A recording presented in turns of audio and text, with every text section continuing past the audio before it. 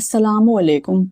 इस्लाम की तारीख में 21 रमज़ान की रात एक ऐसा सानहा था जिसने हमेशा के लिए दुनिया को हिलाकर रख दिया।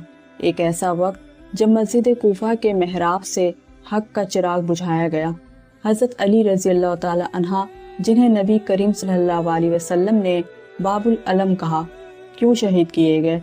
इस अजीम सानहा के पीछे क्या सियासी, मजहबी और ज़ाती मुहर्रकात थे?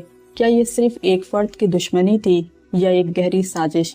आज की वीडियो में हम जानेंगे हज़रत अली रज़ी अल्लाह ताला अन्हा की शहादत के असबाब, पस मंज़र और वो हालात जिन्होंने इस अलमनाक वाक़े को जन्म दिया। जब इंसान के पास अपनी इख्तियारी कुव्वत ख़त्म हो जाती है तो वो शैतानी साजिशों का सहारा लेने लगता है। इमाम को इसी शैतानी साजिश के तहत शहीद किया गया। 37 हिजरी का दौर है, जंग सफ़ीन जारी है, ऐलान फ़तह करीब है। लश्कर शाम के लिए शिकस्त फाश के आसार नुमाया हो चुके थे कि यकायक उम्र आस ने फरेब का सहारा ले लिया। अहले शाम ने कुरान को नेज़ों पर बुलंद कर दिया और नारा लगाने लगे कि अब हमारे दरमियान कुरान ही फैसला करेगा। ये सियासी दाव इतना पुरफरेब था कि इमाम के सिपाहियों का एक हिस्सा 12,000 की तादाद इस जाल में फंस गई। वो कहने लगे कि हम इनसे हरगिज़ जंग नहीं करेंगे। इमाम ने उन्हें समझाया कि ये महज एक चाल है। मैं कुरान नातिक हूँ, मगर मोटी अकल वालों की समझ में कुछ नहीं आया। उन्होंने इमाम पर दबाव डाला कि अगर वो इनके खिलाफ जाते हैं तो बगावत हो जाएगी और आपको कत्ल कर देंगे। जब हालात ने बेवफाई कर दी तो इमाम ने हाकमियत के सामने खामोशी इख्तियार कर ली।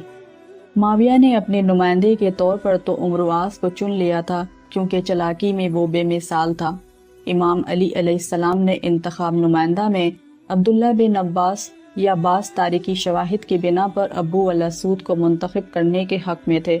लेकिन यहाँ भी जिन सिपाहियों ने आपको हुक्म पर मजबूर किया हुआ था, इन्हीं ने अबू मूसा अशअरी की नुमाइंदगी पर इसरार किया और बज़िद हो गए।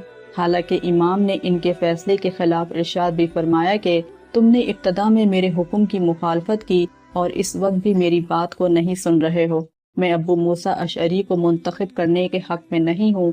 उन्होंने कहा, हम सिर्फ अबू मूसा अशअरी पर ही राजी होंगे, वरना नहीं। इमाम ने फरमाया, तुम परवाह हो, वो काबिल एतमाद इंसान नहीं। इसने लोगों को मुझसे जुदा कर दिया है और मेरे खिलाफ इक़दाम भी कर चुका है। भला आखिर अबू मूसा अशअरी को मुंतखब किया गया।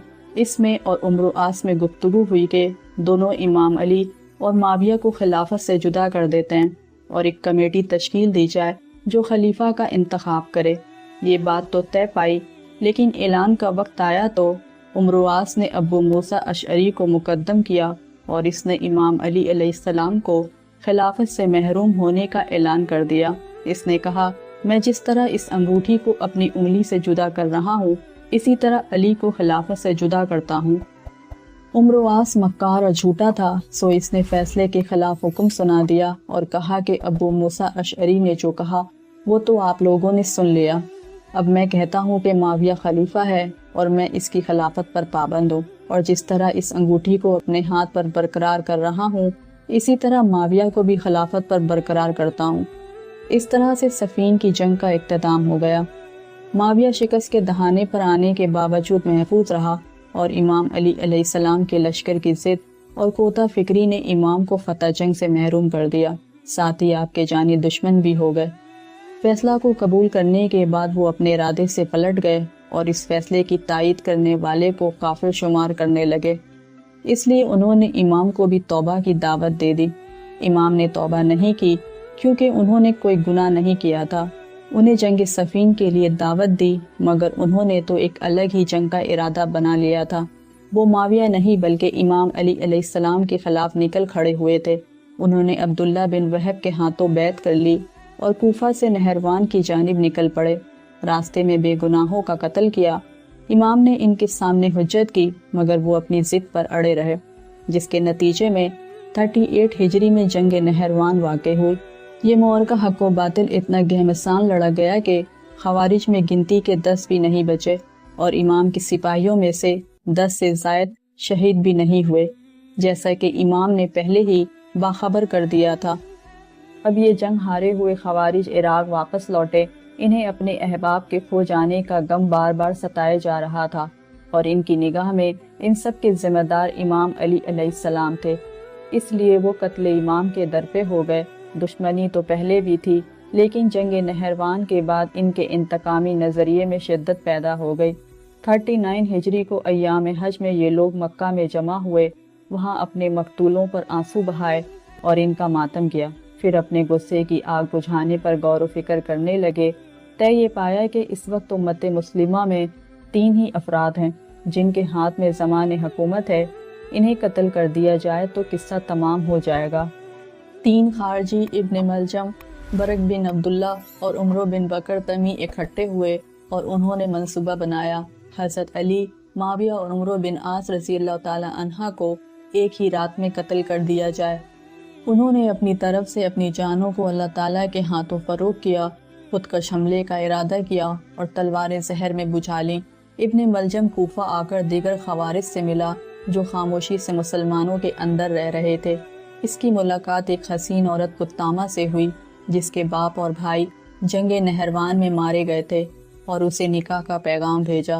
قطامہ نے نکاح کی یہ شرط رکھی کہ مہر میں 3000 درہم، ایک غلام، ایک کنیز اور امام علی علیہ السلام کا قتل مانگا۔ اسی بات پر اس نے اپنا راز کھول دیا اور کہا کہ میں تو اسی کام کے لیے ہی کوفہ آیا ہوں۔ ایک خارجی شبیب نے ابن ملجم کو روکا بھی اور حضرت علی رضی اللہ تعالی عنہ کی اسلام کے لیے خدمات کا حوالہ بھی دیا، لیکن ابن ملجم نے اسے قائل کر لیا۔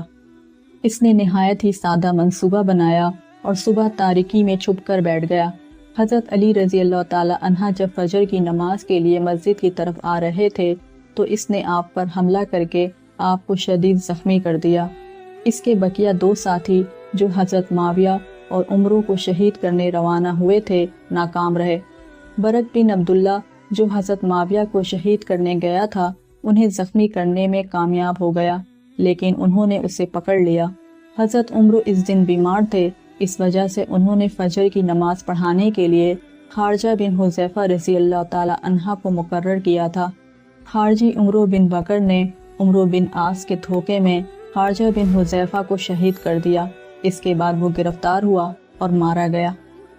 حضرت علی رضی اللہ تعالی عنہ کی شہادت کے بعد حضرت حسن رضی اللہ تعالی عنہ نے ابن ملجم کو طلب کیا تو اس نے آپ کو ایک آفر کی کہ آپ مجھے ایک اچھا کام کرنے دیں گے، وہ یہ کہ میں نے اللہ سے عہد کیا تھا اور میں اسے ضرور پورا کرنا چاہتا ہوں۔ وہ عہد میں نے خانہ کعبہ کے قریب کیا تھا کہ میں علی اور معاویہ دونوں ہی کو ضرور قتل کروں گا یا خود اس کوشش میں مارا جاؤں گا۔ اگر آپ چاہیں تو مجھے چھوڑ دیں تاکہ میں معاویہ کو قتل کر دوں۔